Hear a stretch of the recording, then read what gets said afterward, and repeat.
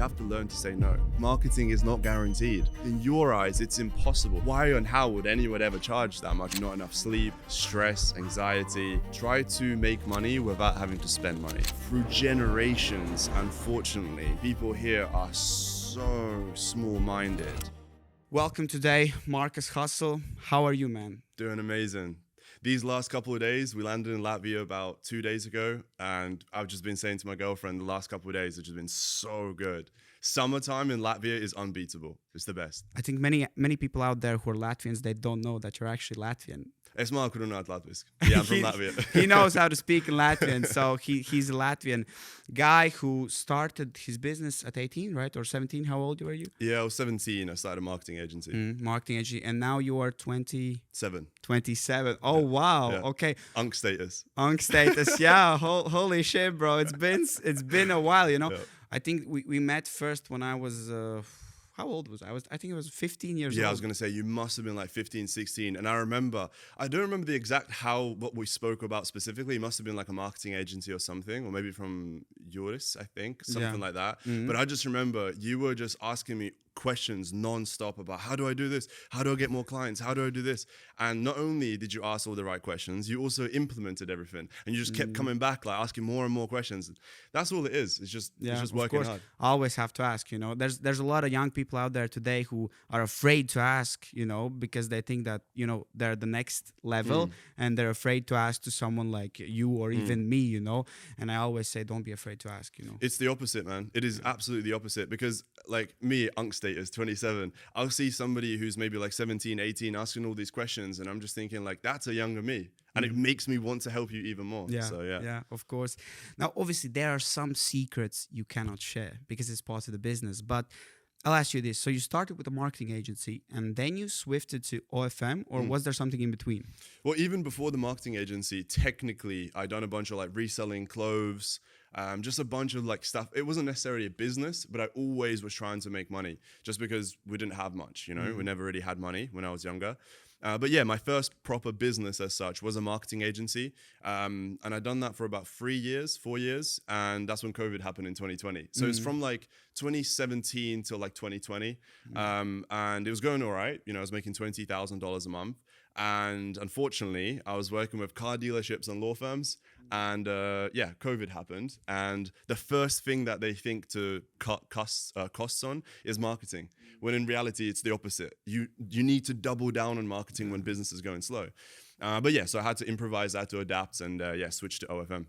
You know, there's this thing, usually we have this meme in Latvia, actually. We have this networking event and everybody always laughs. Marketing is the last thing people think about, especially in Latvia. Because, you know, you first pay the salaries to everybody, this, and then you leave something for yourself. And if there's something left, you leave for the marketing. And I think this is the problem with most agencies and clients. You know, like the whole, you need to make big risks, take big risks to make big wins. Like that is literally it. Like marketing is not guaranteed.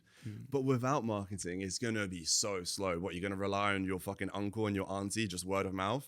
Like, yeah, cool. But like, if you really want to scale, no matter what business, you obviously got to market and put yourself out there. It's funny story, bro. We had this client here in Latvia. We signed him already with a bit of a discount, like 2K per month. We're doing some short form for him, etc. And this guy says, we need to do more. So we're doing like 1 video per day for him on his social media. They're selling apartments here in Latvia, but like high-end apartments, like one room apartment, 250K minimum. It's very expensive for Latvia. And he sends us this text like he wants to like double everything we're doing right now. And we say, okay, like of course, we explain to him it's going to be like double basically the costs. And he said this one sentence: don't be afraid of high expenses, be afraid of small income. And that stick with me. Facts. You know? Yeah, facts. Funny story as well. I think I've said this before, but I remember I went to this like mastermind, you know, those networking like events. I remember I went to one of them in Marbella in Spain. To cut a long story short, we were there at like this dinner now. This is like kind of towards the end of it. And we're sitting around this big table. There was like maybe 12 of us, 15 of us. And there was this one guy sitting next to me, right? And he was like, I just can't seem to charge high prices. I just can't do it. And I was like, interesting. I wasn't even hosting, by the way. I was just trying to help him out. I was like, all right, interesting. Because it is all here. Like, it's all here, right? So I was like, okay, interesting. Let me ask you something, bro. Like, you know, just, you don't have to answer it, but I'm just curious.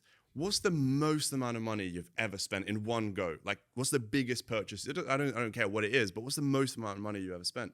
And he was like, probably this laptop, which was like $1,500 or something, right? I was like, all right, that explains everything.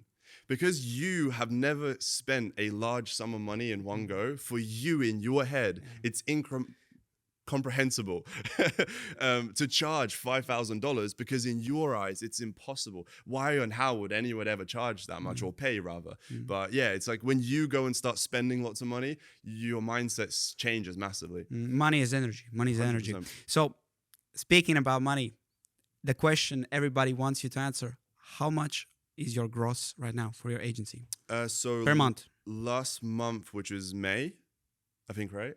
I'm Yeah, shit with my yeah, months. May. I think it's May. May gross within 538,000, somewhere around there. You can ask me. I'll send you a screenshot. Dollars, euros, or Yeah, pounds? dollars, Dollars. USD. Okay, Yeah, dollars. yeah. So this is like not profit, but gross. No, Right? gross. Gross. Yeah. Okay. Wow. And how many models are you managing? 12, 13. 12, 13. Yeah. Wow. Funnily enough, I actually just had somebody message me today for one-to-one mentorship. He does 400K a month, but 60 clients. So yeah, I was like, man, because the thing is, like, there's no right or wrong, right? But just my personal take is I would always much rather have less problems to deal with, less stuff, aka higher profit margins. The trade-off is that if one of my clients leaves, that means me personally, I'm losing like 5 to 15 to 20K a week. Yeah. So like that's the trade-off. But you just improve your retention. You just speak to them. You provide a great service, and then clients don't leave. So that's my thesis of it. So from this 538K, how much of that is you taking home? How much you taking home? So our profit margins normally sit around 70. Well, last month was a lot less. It was like 62%, because we had to pay for a lot of Meta unbans. You probably know about this. I know about this. Bro, I got 9 of my accounts banned on Friday. Even my main. I got it back yesterday only. Yeah. So from all of that, we're left around 240, 245K in profit, which, yeah, I mean, compared to like e-commerce, it's insane. Like e-commerce businesses are like 10, 15% profit margins. And then maybe perhaps compared to like info, like selling courses and stuff, it's not so great. Because in info, you can do like 80, 85% profit margins. But yeah, we got a very good team. I'm happy. I'm pretty hands off now, and yeah, I'm very happy. So, as you said at the start, I always like to ask questions, and this is something I want to ask for myself, bro. This is for myself. I don't even have it written down. So, as you know, I've tried many businesses, and I'm still stuck in one business that is doing great for me, which is the marketing agency. You know, I'm making money. You know, you see, I just got a new car. Everything's great. But I'm doing more things. Even this podcast, you know, now this new company. How do you know which business to stick to? I want to know this, because I remember like a few years ago, you told me, bro, just focus on one thing, you know, you told me don't do everything at once, you know, because the quality loses. But like for me, like marketing agency works, right? And it's doing well, but I do feel like it is a bit more saturated. But bro, let me ask you a question, right? So since we had that conversation, which you just referenced there, which was what, 2-3 years ago? I think 3 years ago, maybe. Yeah. And for context for everybody watching, back then, you were trying to do like 6 things at the same time. Marketing agency was one of them. And then you're this. And I was like, brother, like, I'm just trying to help you. I promise you just stick to that one thing, which is the marketing agency, which you end up, right? So let me ask you this. When you went all in with the agency, did it make more money? Oh, definitely, bro. Right. So my answer is still the same. Definitely. But let me tell you, because I agree with you also. It feels like you get to a point where, not like burnout, but it feels like you're kind of trying and you're almost working harder and harder, but the income isn't necessarily climbing still. So the short answer is, well, you got to think about upsells, cross sells, and downsells, right? So as an example, right, which is obviously probably what you're doing with this. So the podcast is one simple upsell. So your main offer is, I don't know, we'll do your paid ads as an example, right? But then, hey, by the way, we've been running your paid ads for 2 months. These are the results that we've already generated. Just so you know, for this and this client, we've also been doing podcasting. Would you like to try it? At least one for free or something like that, right? Maybe your first one is 50% off, whatever. But the point is, bro, is you want to try and squeeze as much out as possible with the thing that you've already got going. Because, for example, I watch Hormozi all the time. I'm sure you probably do as well, right? Alex Hormozi. He was on a podcast not too long ago with George Janko, I think it was. And he said this on the podcast as well. He was basically saying, look, I get people all the time come to me and they're like, hey, Alex, so I've got this thing going on right now and it's, doing 60K a month as an example. But I feel like this thing right here, which my friend does, I think I could do also because of X, Y, and Z reasons. They have imagined it in their head, right? And I feel like, and for context, by the way, this first thing that they've already been doing, that let's just say in example's sake, they've been doing it for 3 years, let's just say, right? And they're doing 60K a month now. And they're like, but with this thing, I feel like within a matter of 6 months, I could get this to 20K or even 30K, which is half of what this is doing. And this has taken me 3 years. And they have these like all crazy ideas that they're going to start this thing and it's going to be a lot quicker and faster, right? But then what they fail to understand is, sure, maybe you can get it to 20, 30K. But then in order to get it to 60K, this is the thing that's already making you 60K, and it's taking you 3 years, it might not be so quick. Because eventually there is a plateau. And that plateau is when your knowledge and skill set is not applicable to get to that next level. Yeah. Hence why this thing that you've been doing for 3 years in this example has helped you get to 60K. So always, bro, I'm a massive component to all this. Bro, trust me, I get this all the time. I have so many people messaging me like, bro, let's do this. This is a great idea. Let's invest into this. Let's do this. And it all sounds amazing. Yeah. But the chances of me taking time and energy away from this thing that's already making me $500,000 to put it into this, the chances are slimmer of success than me just carrying on putting all my energy into this. Even this, for example, before we started filming, I told you, bro, I was like, I'm going to be honest, bro, like the agency is doing so well. I'm kind of cutting back on the coaching side of things. Yeah. I love helping people. I genuinely have a passion for helping people, but at the end of the day, I'm a businessman, right? And like some things are not worth my time. And it's like, unless you want to pay me. It's like two different businesses, right? Like, yeah, that as well. Because attention span, both places for you, it's, but I remember at some point coaching was doing better than models, no? Yes, it was. Maybe like 3 years ago. So yeah, it genuinely was, yeah. But obviously things change, the market changes, my motivation changes. Like I don't want to create as much content, when I'm back home. So, but yeah, bro, the answer to you is still the same. Stick to one. I know it's boring. I know you like, because it's like all these different ideas, right? And you see, wait, something's happening here. Wait, this guy's making money with AI here. Boom, boom, boom, boom. But the thing is, one, maybe they got lucky. And two, they're probably bullshitting, bro. Most people cap. So a question, why did you, okay, obviously you said because COVID hit. So your marketing agency was mainly based on services in real life? Yeah. Truthfully, I could. So at that time, it was like 80% was car dealerships, 20% was law firms. Because ideally, you do want to like niche down. Oh yeah, I wanted to ask, why so specific? Because for me, bro, it's real estate, it's this, it's that. It's like you are a client as well, right? Yeah. Right? Like yeah. It's everywhere. Now I have a company registered in Latvia, and I have international clients and this and that. And we have everywhere, and for me, it's working out. Right. Good. But obviously, maybe if I would niche it down. But again, see what you said. Now I'm thinking but I should stick what is working. Maybe. Well, typically, not always, but typically, the expert gets to charge higher prices, and the clients come to him. So if you have a broken knee, bro, and you need a knee surgery, and it's very, very important, almost life-threatening, right? You're not going to go to a fucking dentist who sometimes has done 2 knee surgeries, right? Yeah. You're going to go to a knee surgeon because maybe the dentist can do it for 3,000 euros. But the knee surgeon, not only has he got a 1-month waiting line because he's an expert and people only want to work with him, he's also going to charge 20 grand and you're going to do it. So that's why. So yeah, like when I first started the marketing agency, I was charging like $500 a month, $1,000 a month to do little Facebook marketing and so on, because I was working with everybody from hair salons, to like barbershops, to fucking any restaurant, hotel, anything, right? But I just couldn't like speak their language. You know what I mean? Yeah.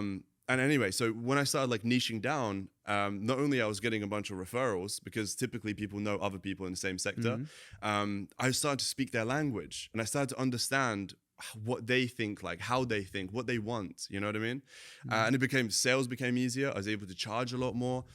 Also, my service delivery became copy and paste essentially, right? Because the way I do marketing for car dealerships is the same instead to, I don't know, like hair salons, because they're different target audiences. You're selling a whole different price point and so on. Yeah, of course, for them as well. Like for a hair salon, it would be more expensive to afford a marketing than for a car dealership, Yeah. right? Because there's bigger margins. Yeah.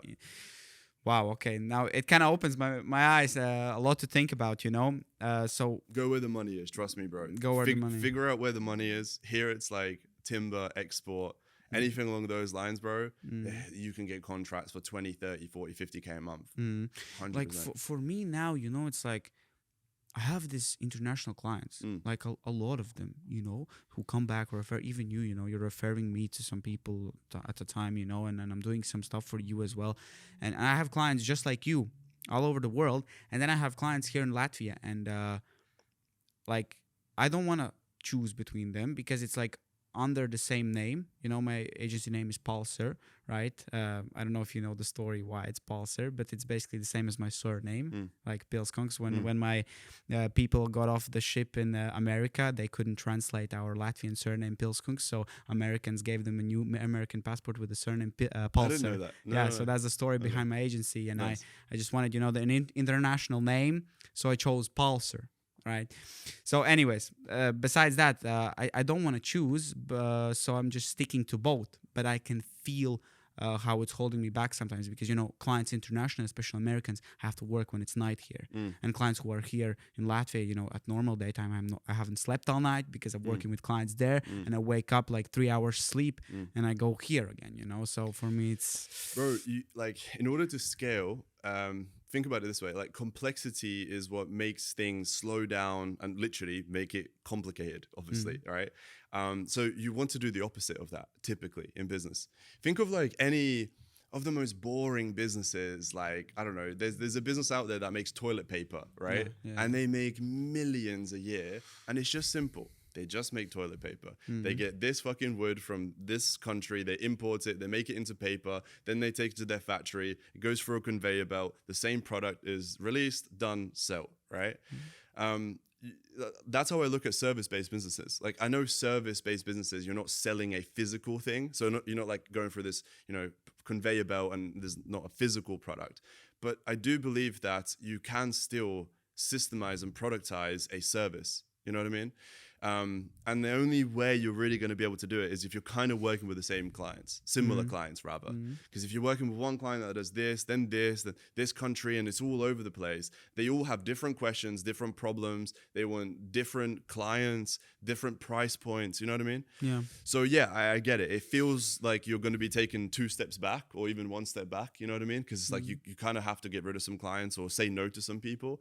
But think about why you're doing that. You're not doing that to not make money. You're doing that to free up more time to then take on more clients that can pay you more. Here's another thing, right? Which I'm sure anybody who's ever ran a business will obviously know this and understand this. What type of clients are the worst clients, bro? The ones that pay the least. Always. Bro, I know Always. this so much. We have a client here in Latvia.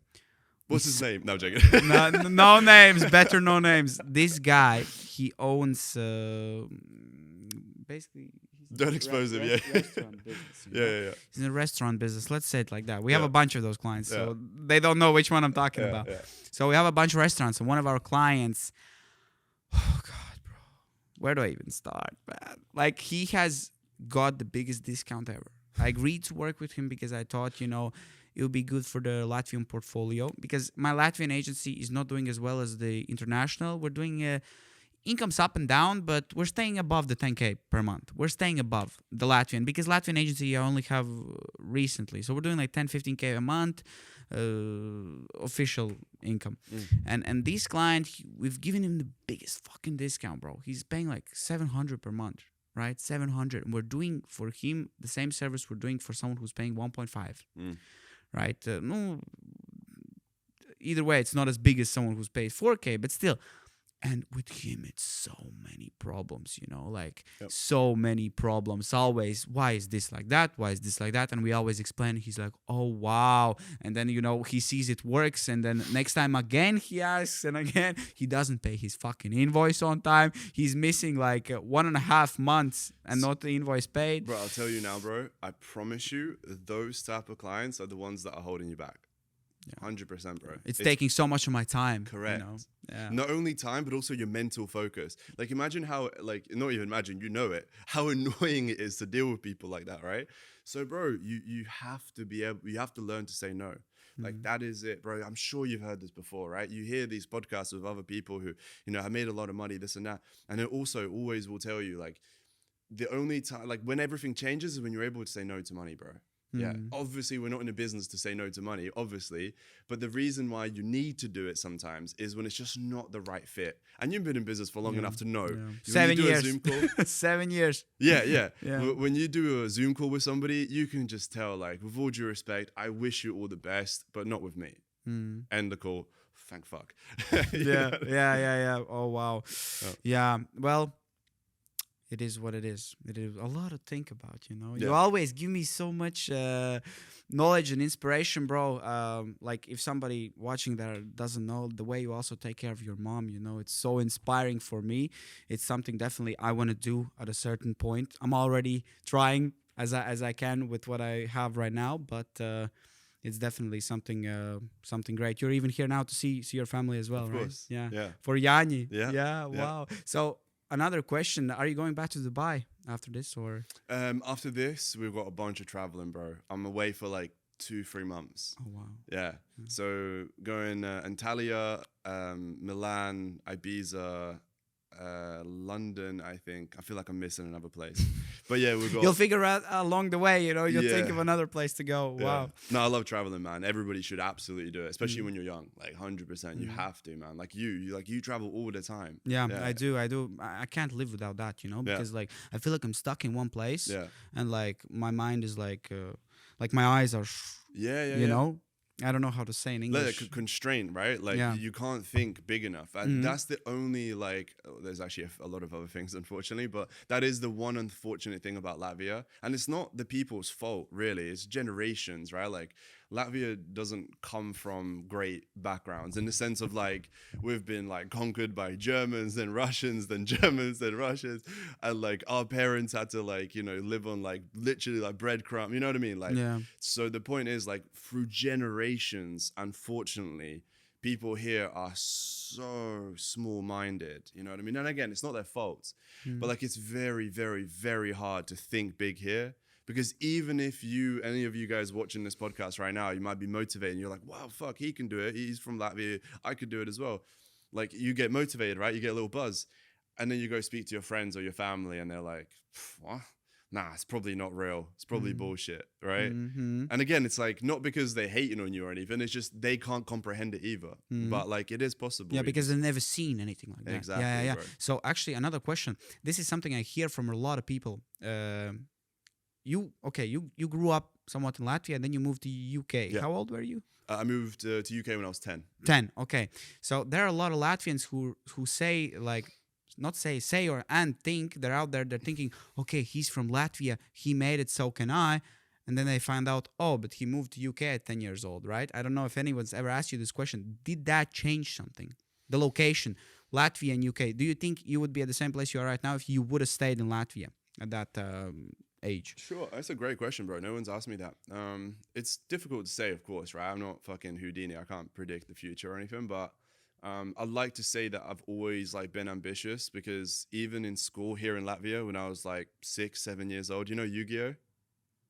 Yu-Gi-Oh! It's like Pokemon, basically. Oh, yeah. And there would be like the same as Pokemon, like, these little cards that you collect, right? And even here in school, I would just draw, like, because I didn't have the money to buy the actual cards, but like there would be kids that would have them. And I would just like cut out like a little piece of paper, like just normal A4 piece of paper. And I would just draw like the Pokemon looking thing, right? And then I would sell these pieces of paper in school. And I'd make like Viens, you know, like back then, like in a day. But obviously like back then that would be like enough for sweets for the day and whatever, right? So the point is, like, I was always like trying to think, like, I just found it fun. I think making money is so much fun. Like, making funny. Wow. Yeah, bro. This so much reminds me of myself. I used to do the same, but I used to do it with strawberries. Right. Like I used to eat strawberries because obviously I like strawberries, and I would take this thing at the top. The green thing? The green thing. Yeah. I would put it on a pan. I would dry it out. and I would pack it and sell it as tea. And That's it fucking crazy. worked. It really worked, That's bro. crazy. Yeah, I've never heard of anyone do that. yeah, and it worked. Like it tasted as strawberry tea. Yeah. That's crazy. Yeah, fair play. That's like really like actually entrepreneurship. Yeah. When I was just like drawing shit. 7 or 8. Yeah. So yeah, I think it's a great question. I can't, tell whether I would or wouldn't, but the one thing for sure is that it's not like I got a massive upper hand when I moved to the UK, in the sense of like, oh, now he's in like this big UK. So for me, when I got told when I was 10 years old, whilst I was still living here, my mum told me like, we're going to be moving to the UK. The only context that I had of the UK was from Mr. Bean. Do you know what I mean? And obviously that's London. Like he's like filmed. They were filming this in London. Where did you live in the UK? Not in the London? UK, Sudbury, Suffolk. Oh, I don't even know. It's like a tiny little like town, basically, right? Middle of nowhere, like farmland, kind of like here, right? If you go outside of Riga, it's just farmland. Yeah, it's like countryside. Countryside. Yeah. So kind of similar vibe.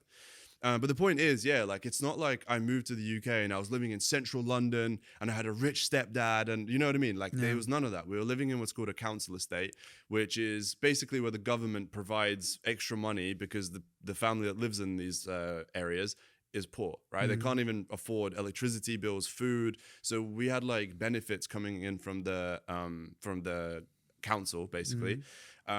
We would only ever go to the reduced aisle in any shop and buy reduced food, like because we couldn't afford the normal prices. Reduced like in price? Yeah. Okay. So instead of it being like £1, it would be like 20 pence because it's literally going out of date tomorrow. Do you know what I mean? Yeah.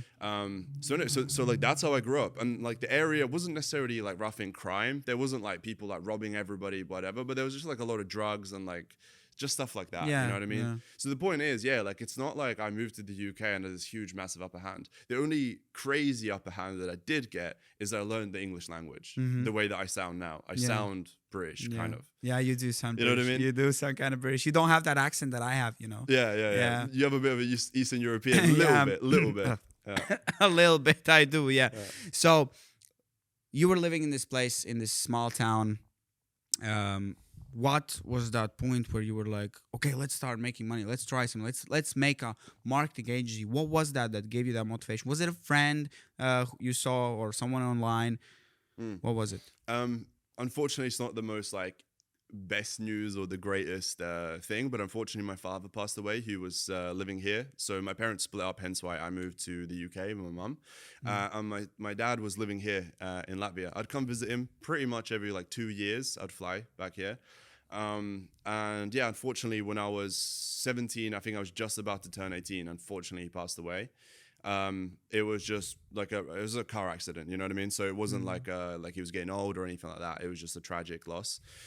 And at that point, I dropped out of college. I'm trying to remember the exact time scale in order, but I just do remember I was not going to school. I didn't have a job.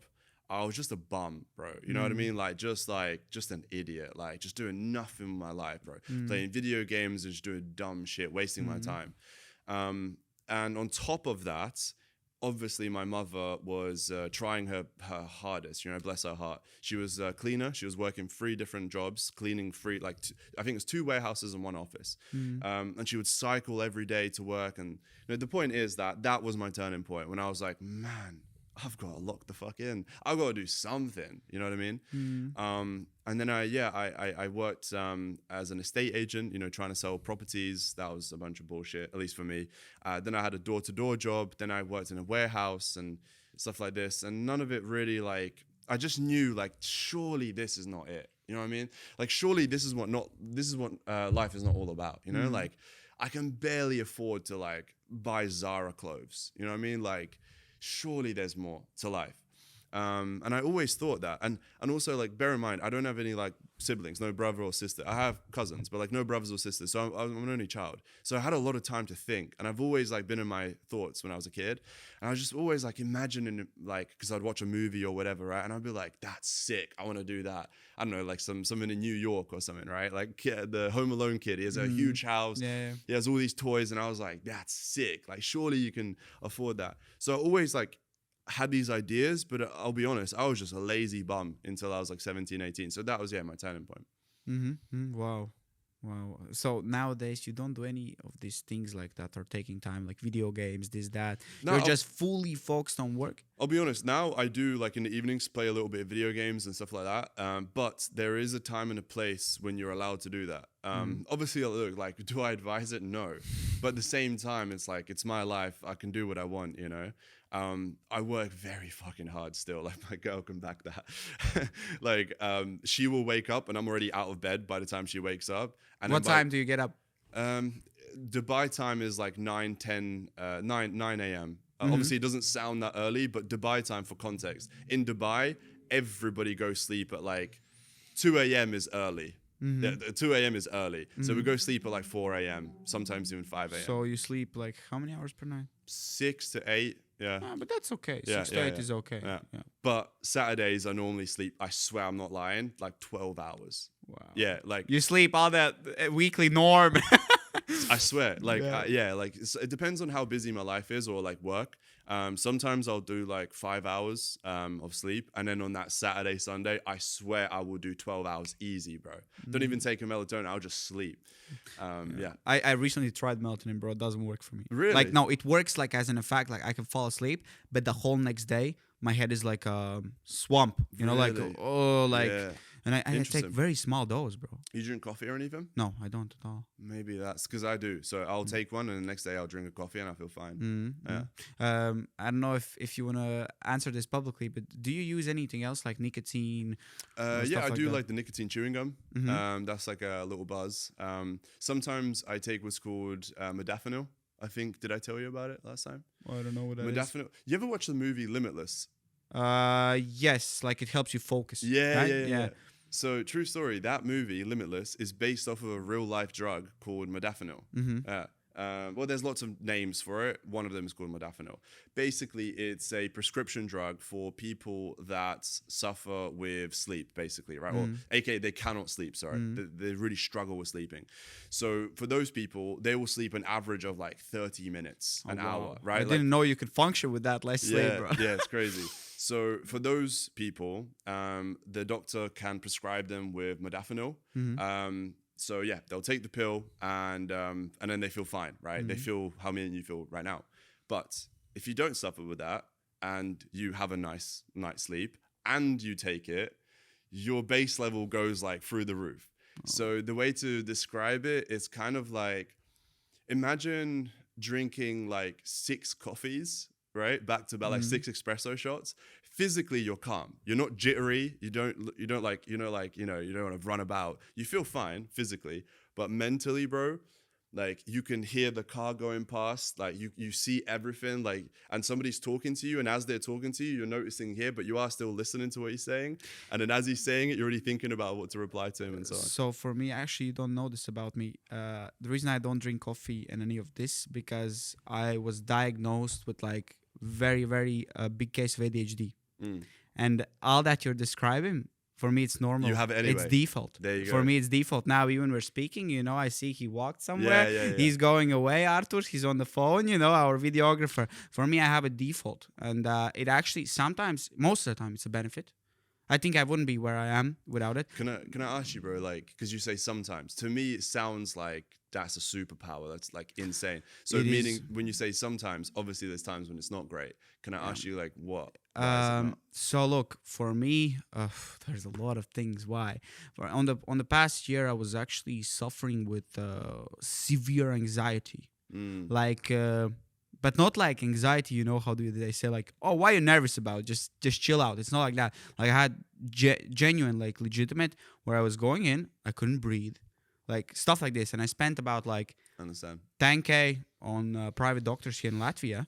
And at the end of all of this, they said you have fucking ADHD. Like you have ADHD, because I never believed this shit. You know, all this psychologists and this and that. You know, like I think I can mentally sort everything myself, and I still don't go to any of this because I just figured it out my long way. But it took such a long way to figure out and find out because I started having this anxiety. That makes sense. Okay, but that's like the smallest thing. And then there's another thing. Yes, I can focus on everything at once. But sometimes when I need to focus on one thing, I'm all over the place. Okay, that makes sense. And sometimes you can't control it, you know. But I've learned to control it with some things. Now, recently, for the past year, I've been very bad, bro. I did not. I stopped sports at all. I didn't work out at all. I fucked up my sleep schedule really bad. I did really bad things to my health in the past year and a half. And now, past 4 months, I'm getting back to it. I'm fucking you working feel out. better? Yeah, I'm working out almost every day. You know, I'm trying my best. You know, today I haven't worked out yet. I'm gonna go for a run in the evening, and I'm doing all this. I'm eating healthy. You know, everything. Trying to sleep, and I feel much better. I can even control the whole ADHD Good. thing more, and it's good. It's Do you good. ever meditate? Meditate? No, I haven't tried. Everybody tells me I need to try it. I haven't 'Cause tried. I used to do it. Yeah. I wouldn't say I have necessarily ADHD. I feel like everybody, it's a spectrum, right? Yeah. I feel like every single person is obviously on every single spectrum. And it's like you either are like basically like nothing, or you're like halfway, or you're really. Yeah, you know- there's levels to it. Yeah, You know, yeah. I know people who have not so severe as me. I know who have more severe. There's even prescription medicine for ADHD people, but Yep. but I've heard there's a lot of side effects, and you basically go numb.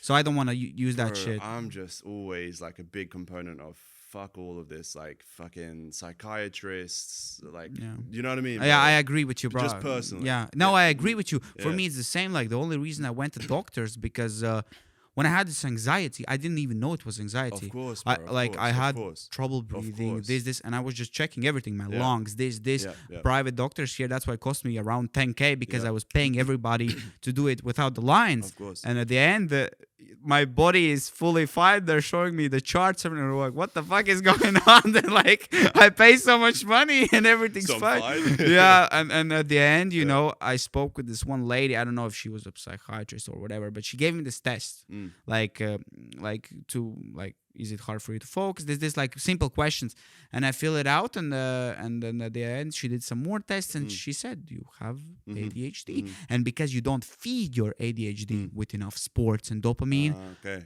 you get anxiety. That makes sense. Yeah, bro. Yeah. Definitely keep on top of it. Just go for a run, do something physical, go to the gym. Yeah, and also try do the meditation. Do I think it's called brain.fm. That's more so for like focusing, but I forgot what it was, bro. I'll send it to you once I remember. But there was an app that I used to use, and yeah, it's like a guided meditation. It's like $15 a month, whatever, and you subscribe to it, and then you put on your headphones. It, like for the first few times, it does feel a little bit silly. Like you're literally sitting there by yourself, and it's like, I'm just now breathing. It's like I was laughing at myself because I'm doing it by myself in my own room by myself, you know. But honestly, bro, after like the second and third week, once I started to like actually take it a little bit more serious, like it does zen you out a little bit. It makes you chill out. I obviously, you know, like placebo effect, you know what that is, yeah? I do think a lot of it is placebo effect because it's like, because you're sitting there, you're thinking, you're meditating, it then puts you into like a calm state of mind, but it doesn't matter whether it's placebo or not, it does make you calm. So yeah, I think you should try it out, bro. So I had this one question written down. I think you already kind of answered it, but I'm gonna ask it anyway. How to go from a certain point, let's say 10K per month, 20K per month, up to, I don't know, let's say 10K per month, you want to go to 20 or 30, or you want to go from 50 to 100. What's that thing that you need to look for in your business? Probably you need to identify something, right? A problem. Like you said to me, you need to niche down, right? Let's say you are niche down. You want to identify a problem that you could fix, like either get less costs for something or how to find more clients. How to identify that? That's a good question. Well, every level, in my opinion, there is different things that you need to work on. For example, 0 to 10K a month, the biggest thing you got to work on is yourself and your mindset, in my opinion. Because you are going from assuming that you've never ran a business before to go from 0 to 10K Yeah, a for month. someone watching there who doesn't know anything, right? Yeah. So assuming that, your biggest shift is you, right? Because you're now going from an employee mindset to a business owner mindset. There is obviously a big fucking change there. You're now going from employed to providing a service to your client. But let's say there's someone out there who's never worked a job, like or summer jobs, where someone under the age of 18, let's say, like someone when I started, right? Okay, I started at 13. Let's say someone who's 16. Okay. So they are not even in the employee mindset. They're just, like you said, like a bum coming out of school, like doing nothing. What would you say to them? To make their first 10K? Yeah. There's so many ways. There's a fucking million ways to make $1 million, bro. There's so many ways. But look at what's trending right now. I don't think that's bad advice. Obviously, right now AI is trending. I think it would be so simple to just literally go on YouTube and just start watching videos about AI this, AI that, this tool, how does it work, and so on and so on. Learn enough. And then just think, okay, what are you interested in? You know. So for me, for example, I was interested in cars, right? I just like cars. I don't know that much about them. Like I don't know the engine components, but I just love looking at. How nice many do cars. you have now? Only two. You have the Rolls and the Lambo, right? Yeah. So yeah, I would say learn a skill, then think about what you're somewhat passionate about / you just know a lot about, and then see if there's anything you could help within that industry. So for me, for example, I liked videography, and I learned a lot about editing, videography, photography, and aka marketing, and I like cars. So I went to car dealerships and I was like, hey, can I just film your cars for free? And I'll just send you guys the content. I done that 3-4 times, built up my portfolio, and then I started charging. Yeah. But yeah, so if you're just starting from zero, my advice always is try to make money without having to spend money. So I wouldn't recommend Like a trading. skill. Yeah, learn a skill. Yeah, I wouldn't recommend trading, crypto, e-commerce, if maybe dropshipping, but still you got to pay for ads. So yeah, learn a skill. So another question. I think we discussed this topic a lot already in this episode, but I want to ask again from a different perspective. So as you know, I have now 3 different kind of businesses. How to identify, for someone out there who's in similar situation than me, how to identify which ones to cut out? Like, let's say I want to focus on one thing, right? I didn't ask you this question, I think. So let's say I want to focus on one thing and I have 3 things running at once. All of them are making me money, a lot of money. No, a lot. Yeah, sure. How to identify which one to stay on? I would say it's more so a trade. You should rather look at your time. So let's just say one of them is making you 70K, one of them is making you 20, and one of them is making you 5, right? Let's just say in this example, the one that's making you 5K is actually taking up half of your day every day. Let's just say. That's a very easy, there you go. The 5K business, cut it off. It's not even a business. Yeah. Like, but okay, but obviously you would also cut it off because it makes you less, right? So let's say there's a business making you 10K and there's a business making you 30K, right? But the 30K is taking way more than the 10K. Would time and energy? Yeah. Sure. Would it be the same answer? Yeah, I mean, bro, like there's so many different like things that I would like need to look at and advice and so on. So it's very hard to say. But yeah, it's at least just as how I look at it, right? It's always like, what's your time and energy worth? You know, for me, it just unfortunately isn't worth anymore to do like one-on-one coaching for somebody unless they pay me like 20K and onwards. Like, and that's a lot of money. I appreciate that, but it's just my 20K time is worth more per than call or? Yeah, for 4 calls, so 1 a week. So I appreciate it's a lot of money, but like then if you can't afford it, then don't do it, you know. So anyway, so yeah, it's all worth to like, what is it worth to you? So you know, if it's like 80% of your time is the 30K business, and then 20% of your time is the 20K business, I mean, it makes sense. Just keep scaling it. There's no problem there. You don't have to cut it off. You know what I mean? It's only when there's like real problems starting to happen. Problems such as, not enough sleep, stress, anxiety, or you've just been plateaued for like 6 to 12 months. Okay, then in my opinion, that's a problem. Something here isn't working. Yeah. Unless you're just if happy. you're at the same place. Yeah, correct. Yeah. Unless you're happy. Like, not everybody has to get to 500,000. I know you want to. I know you want to make it $1 million a month, you know, and so on. Of course, bro. Yeah. It's never enough. But yeah, it just depends on the person, bro. For you, is there a benchmark? No. Nah. You're the same. That's such a myth, bro. Because like I said to you earlier, it's like a video game, bro. Like, I love it. I got everything I want, bro. Like, honestly, thank God. Like, I'm so grateful, bro. You have no idea. Like, the fact that I put in the work. Well, actually, you done it before, like younger than me. But I started when I was 17, which is still quite young, you know, in relative. And the fact that I was that nerd, reading books, not going out, not going partying, not doing dumb stuff. And I was just a boring nerd for like 5 years, right? Cut out video games, no alcohol, nothing. Bro, I'm struggling with this so much, you know, because like, look, okay, I'm making money already. I'm not from the zero, right? But still, I'm not at the level where you are. But for me, like I still like to go out once in a while, you know, and There's no problem with that. party and this and that. When I was starting, Mm. yeah, same thing. But I kind of, I don't know how to say in English. I kind of, yeah, I beat myself up for it, Mm. morally. Mm. Sometimes when I waste time going out, I feel so bad. Even now, when I'm making good amount of money, but I beat myself up for it. That I'm going out, wasting time on useless shit, especially drinking. Drinking is the one thing. I had this one period when I was partying so much, bro, so much, and I regretted it so much, bro. So many shit, bro. I woke up with a fucking tattoo, man, in fucking cyber. This is a matching tattoo with a girl I knew for 5 hours, bro. Like, come on, bro. This is so much shit happened over the past years, bro, and now I cut out fully. Bro, about that, by the way. So I never told you this, but I really struggled with exactly what you're talking about 4 years ago. 4 years ago. The story goes, I flew my family. This is when I was living in the UK, by the way. I flew my family from Latvia to the UK, and I was with like my mum, my auntie, their partners, and my cousin. You know, and we're out and about in London. And this is my first time kind of hosting my whole family and paying for everything. Like we went everywhere around London. I paid for everything, and I remember This was when you had marketing agency, right? Or was it already off? No. It was Wait, already over. 3 years ago, yeah. 4 years. 4 ago. years ago. Yeah. Okay. No, I Oh was wow, already it's doing been so long. Yeah. Wow. Okay, continue. And I remember like seeing them. I remember this so vividly. It was in a bowling alley because we had to kill some time until we could check into the next hotel. We just went to some bowling alley. I just remember, bro, they were having so much fun, bro. Like, as in, like, they were just like laughing, making jokes, and like this and that. And I was just sitting there, bro. Like, this is like the 3rd or 4th day now that they were visiting, and aka the 3rd and 4th day where I just basically wasn't working at all.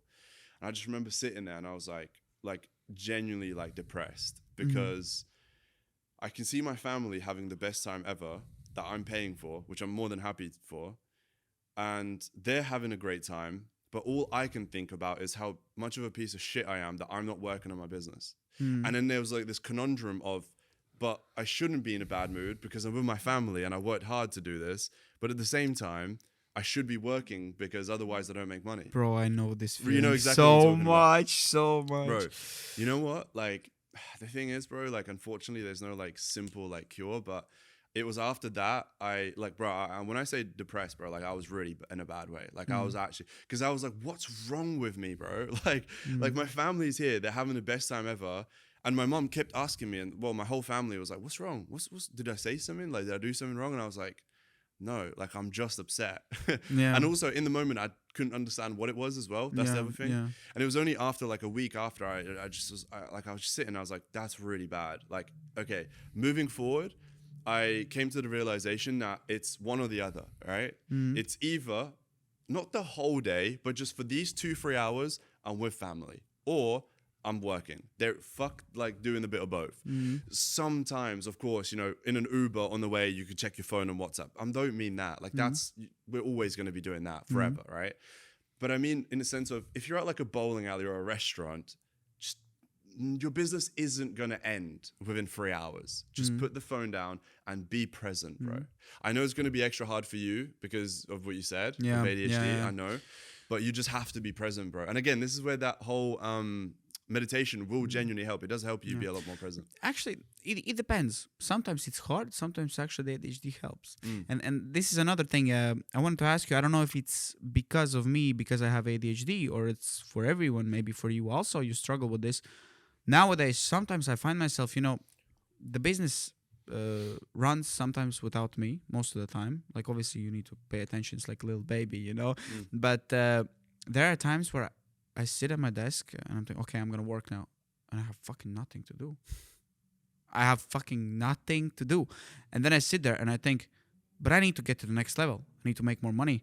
And then I ask, so what do I do? I have nothing to do. Like, you know, what do I do? So have you ever had this? Like, how do you find what to do?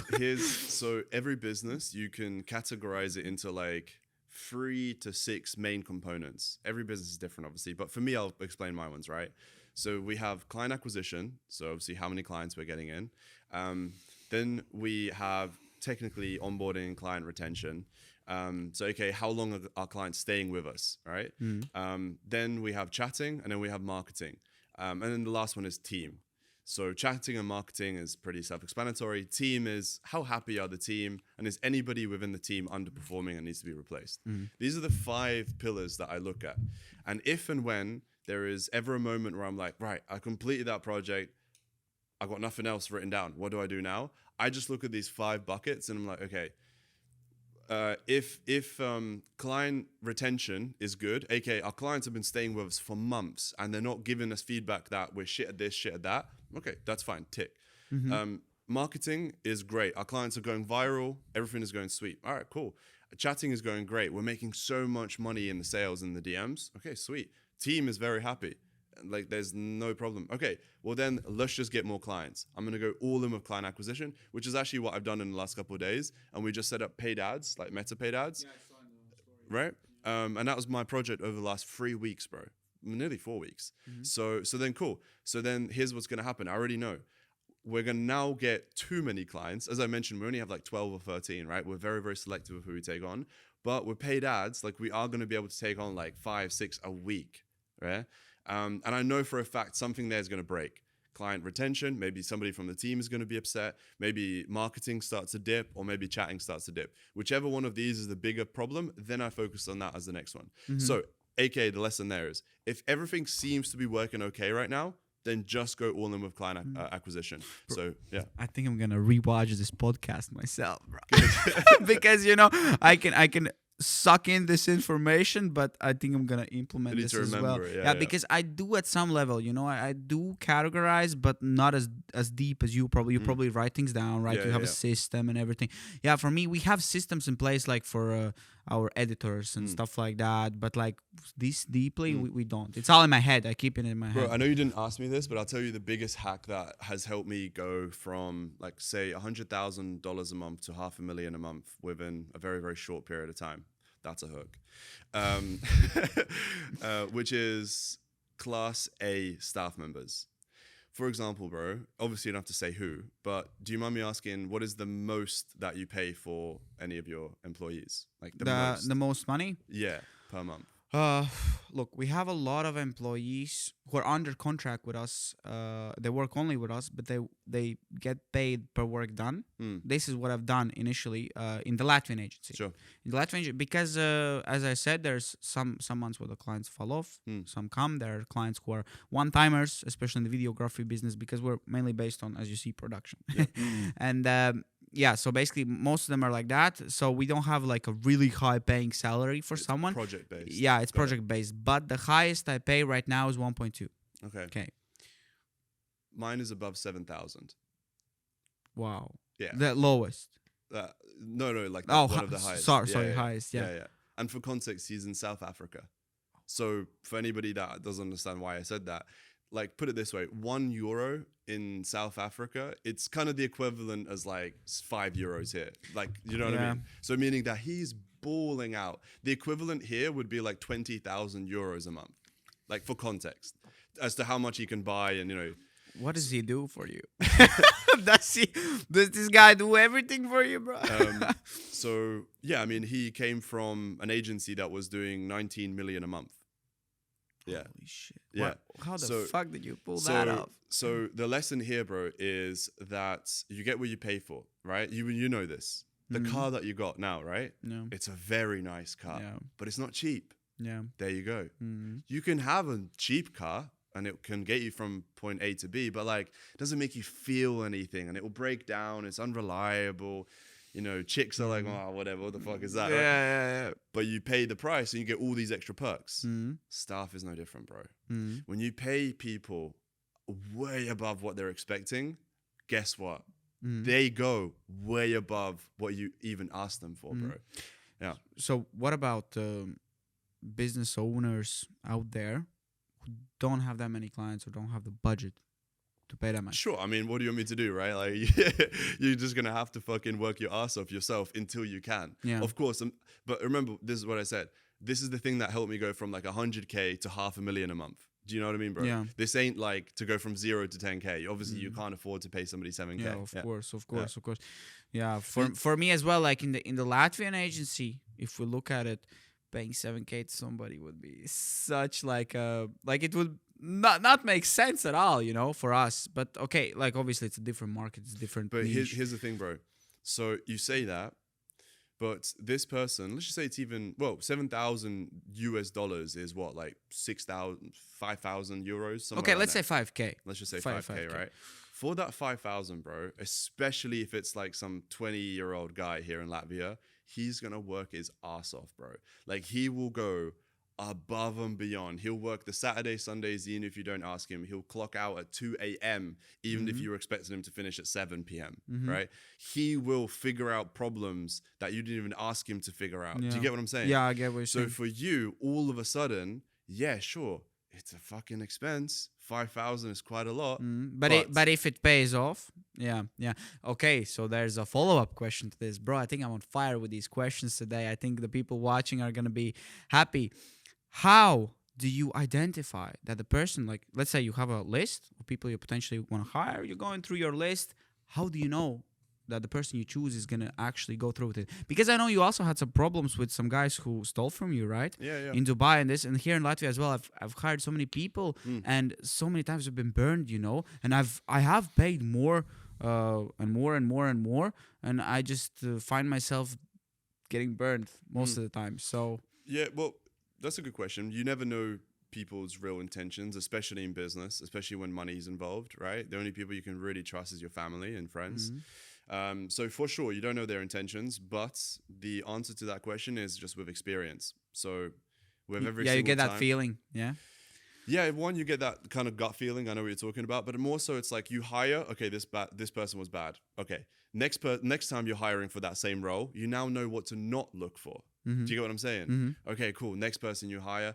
Okay, they didn't have this problem, but now they had this problem. Okay, gone. So as an example, random example, right? Within my agency, this is years ago. I thought that hiring a chatter, for context, chatter would be the person that types on OnlyFans and does the chatting and sales. I thought that like a stay-at-home mum would be a good idea because she's staying at home, like she's at home all day, and while she's looking after her kid, obviously she can just do the message. Like she's literally typing messages. Like it is what it is. Ended up being a fucking stupid idea because she's obviously got to look after a child. Yeah. So if she's typing and the kid bumps his head or something, she has to go look after the kid. And boom, you lose $200. There you go. Right there. Right? Yeah. So then, okay, maybe that's not who I'm going to hire. So the point there is, bro, you learn from all these mistakes. Something goes not to plan, you go, all right, cool, I'm not going to do that again. But yeah, gut feeling is another one. Also, bro, you just have to be ruthless in your hiring process. The biggest problem that most people have when hiring people is the volume of applicants that they interview. A lot of people, bro, they're going to hire somebody, right? And if I was to ask them, be honest, how many people did you interview on a call or in person before you hired that person? They'll say what? 2, 3, 5? Bro, we do 20, 30, 50, 60 to hire one person, bro. Do you understand? And the other thing is, in order to get, let's just say we interviewed, 40 is a lot as an example, but let's just say we've interviewed 20 people. In order for those 20 to get to the interview stage, there would have been already 300 that have been disqualified. Do you get what I mean, bro? So it's a volume game, massively. Yeah. Wow. There's this. I was thinking about telling you this after the podcast, but I guess we'll speak about it now.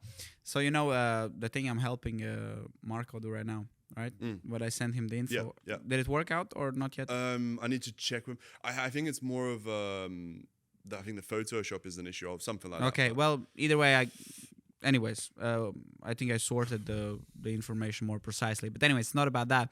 It's kind of funny. So Markuss, how long are you working with Marco? He's your assistant, right? Or he does the client acquisition manager. I want to say coming on to the 5th month now. 5th month. So I'm speaking with Marco, who I think he's your assistant. I thought, at least at that time. I'm helping him with some social media stuff for your agency. And I'm speaking with him for so long time. And only like 2 days ago, I found out this guy speaks Latvian.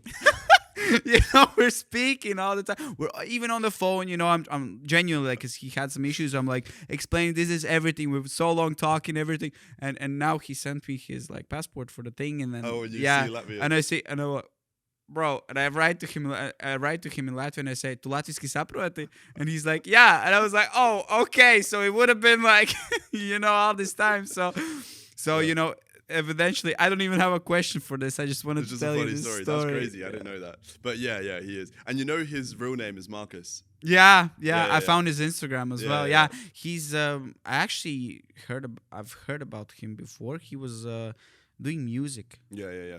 back in Latvia when Yeah. he's not living in Latvia anymore. You see? Nah, Yeah. nah. He's in Cyprus.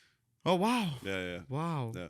I moved back But bro, here. the biggest 100%, the biggest leverage is the people that you work with. You got to look after them. You got to meet them in real life. You got to take them to events. You got to take them to restaurants, nice dinners, buy them gifts. That's something that we just started. Like, fortunately, we're in a stage now within the company where we're able to reward back. Yeah, our I saw staff. you bought a Rolly, right? Yeah, Yeah.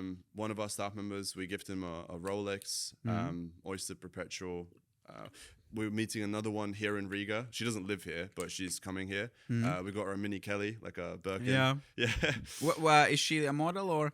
No. She's one of our staff members. Oh wow. Yeah. How many staff members do you have right now? All together, like including all the editors, virtual assistants, and so on, I want to say around 80, 90. Oh wow. But bear in mind, like 80% of that is just the chatters. Yeah. So these are the people. That Okay, do the so typing. besides the chatters, it's like 15, 20. Yeah? So this is how I have my agency. So what I call the C-suite team. So these are the managers, right? The managerial roles. There's only about 10 of us. Around there. So that's all the people, like the real decision makers, who's in charge of marketing, in charge of chatting, and so on. So there's only about 10 of us there. And then underneath there, we have like editors, VAs, outreach VAs, follow-up acquisition specialists, publishers, chatters, chatter managers, and that's where there's like fucking 80 people there. Yeah. Okay, I have another question. You don't have to answer if you don't want to. What happened with your business partner? With Harry, Yeah. he just moved away from Dubai, where we live, and yeah, he just moved to LA, which is a 12-hour time zone difference. Yeah. It just time zone wise, it didn't work out. We tried for a whole year. So he moved, and then we still carried on working together for a whole year.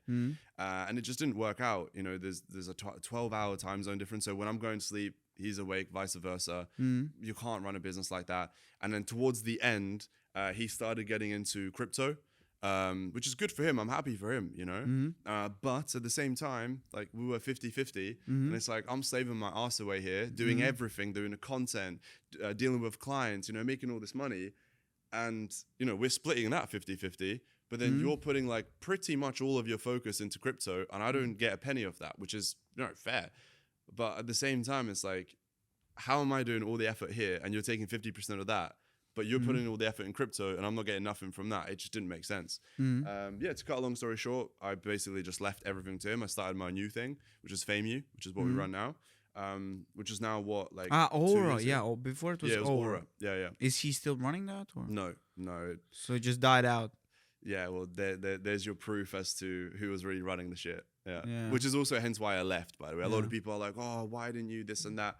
You see, like, it's not a physical business where, the shares are worth something. It's a service-based company where it's like, I can't just like be like, oh, you got to buy me out. Like, I need $500,000. It's like, that's not really how that setup worked. And so I was just like, cool, bro. I know what I'm worth. I can do the shit by myself. I'm just going to leave that shit with you. I'm going to do it all by myself. This is where we are. Did you like talk with him before or Just like dropped it? No, of course, bro. Of course. I mean, like I said, it was a year where it was like, it just wasn't working. I was trying, I was speaking to him. And every single time I told him like, bro, like, come on, lock in. He would for like 4 days. And then he goes back to, doing but bullshit. Your guys are speaking now or? Nah, I wouldn't say. Nah, not the best. Oh, wow. Yeah. Sad to hear that. Well, things happen like that, Lessons learned. Here's the thing, bro. Again, you just learn from everything, bro. You know what? Actually, after I left the company, my dumbass just didn't realize, like, when you set up a corporate company, registered in wherever, it doesn't matter, here in Riga, wherever, right? There's legal paperwork to state that you are a part of this company, right? So if you just message somebody on WhatsApp going like, hey, by the way, I'm leaving, you still got to do the legal side. Just Yeah. because you have left, you know, in your mind, doesn't mean like on a Yeah. company like Yeah. register. Did it cost you a lot? Over 120k, bro. Holy shit. Over 120k. I had to be away from UAE for like 3.5 months. I couldn't be home, which I was still paying rent, which was like 17,000 a month. So Wow. yeah, Are you still renting now, or did you yeah. buy? No, Oh, no, you no, rent. yeah, I rent that house. So yeah, bro, it was such headache. But my fault. I completely own up to all of that. Yeah. That was my fault. I just, for some reason, I was just didn't think, oh wait, I should probably resign from the actual company. Yeah. But at that point, there was like loads of fines that had racked up and so on and so on. Yeah, yeah. So it is what it Holy is. shit. So, wow. So much to think about, bro. We should have done this a long time ago, Yeah. you know? So, okay, question for anybody out there watching who want to start a business. Would you rather recommend them starting it alone or with a business partner? Based off your experience now.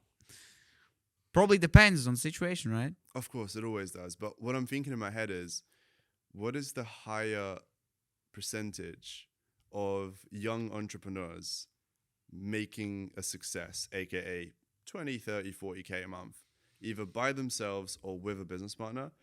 I would like to say, this is just me estimating. I have no like data to back this, but I would estimate that doing it with somebody like a friend, you have a higher chance of actually getting to that 10, 20, 30k.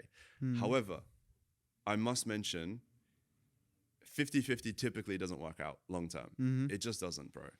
Because eventually you'll get a girlfriend, then you'll get a wife. You know, same person, by the way. Not wife and a girlfriend. Then you'll get kids, or, you know, or like one person starts traveling, one person's locked in. Do you get what I'm saying? Yeah, Eventually, your work rate and the input isn't 50-50. It's not the same, yeah. Eventually, it will never work out, in my personal opinion. And I have spoken to so many people and they say the same thing. So that being said, if you are going to go into it with a friend, you know, if you have the upper hand in the sense of you have the knowledge, maybe you have a bit more money, maybe you have a better laptop or whatever it is. You know, contacts. Or maybe it's your idea, right? Yeah. But you're like, hey, I'll come and work with me. I'll give you 20%. I had this situation now. Yeah. In January when I was opening my new company. And I could have offered less, but I gave my friend 30. I kept 70. Good. Yeah. Yeah. And it was logical decision because first of all, it was my idea. Yep. For years. Okay, money. Okay, it's different scenario, but contacts, gear, equipment, this, everything. You know, that costs thousands. So similar situation. Wow. Okay. So much knowledge, bro. You're given in this podcast. Okay. Can you bring something to me? Something that I prepared. We don't have to do it, bro. But it's something you probably know what it is, do you? I don't know if you know, but it's something that we did a while back, and it's something of ours that I've never done with anybody else. Do you know what that is? Oh, so this time it's a non-alcoholic, but if somebody doesn't know, me and Markuss, that's a cool we memory. have this thing. Whoever chugs the Corona first gets to dump an egg on the other person's head. We don't have to do it. I don't know if you have plans today. I do have plans. So we don't have to do it. But this. Let's do it on the next one. We can do it on the next one. But I just thought I'd surprise you with this. Also, play the clip if you can find it, please. I'll find the clip. We'll put the clip up right now of how you were dumping an egg on me last time when we did this. So the tradition is whoever chugs the Corona fastest dumps an egg on the other one's head. So you've been practicing, huh? Yeah, I've been practicing, bro. this time you're not dumping.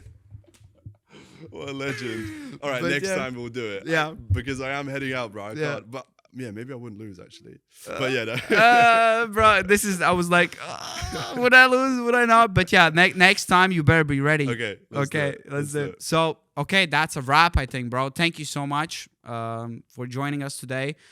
I think so much knowledge from you, man. Good, bro. So much. Good. You're like a little brother to me, bro. Honestly, you inspire me, genuinely, bro. Like, you are one of the hardest working young people from Latvia. I swear, bro. Thank you so much, bro. Yeah, like, I only ever speak highly of you. Even my mom knows you. Like, I know you met her. Yeah, of course, bro. Last time we had the barbecue and everything with your family. Yeah, and I told her that I'm doing this, and she was like, with who? And I said it was you, and she was like, oh, he's lovely. Like, yeah, man. Like, you're a fucking legend, bro.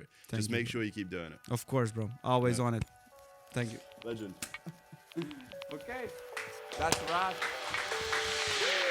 Wow.